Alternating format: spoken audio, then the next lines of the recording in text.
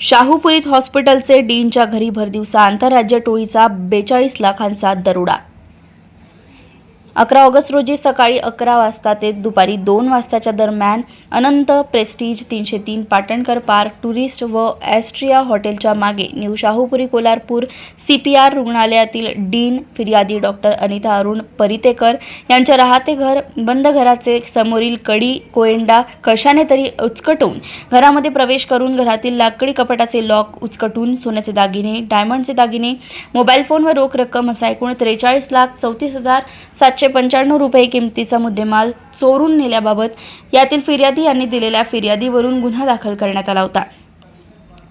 गुन्ह्याचा समांतर तपास करत असताना पोलीस उपनिरीक्षक संतोष गळवे यांच्या पथकाने निरंतर पाठपुरावा करून प्राप्त केले CCTV फुटेजद्वारे चोरट्यांची माहिती घेत असताना पथकातील पोलीस अंमलदार महेश खोत, लखनसिंग पाटील, शुभम संकपाळ, सागर माने यांना सदरचा गुन्हा हा कर्नाटक राज्यातील रेकॉर्डवरील गुन्हेगार व्यंकटेश रमेश याने त्याच्या साथीदारासह केला असल्याचं निष्पन्न झालं।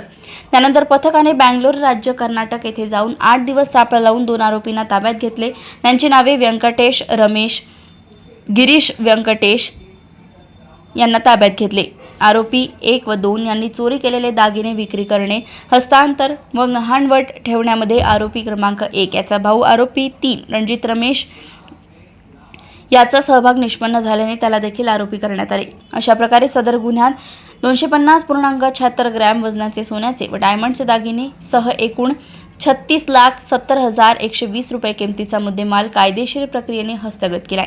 कोल्हापूर येथून सहसंपादक रणजित मस्के यांची रिपोर्ट।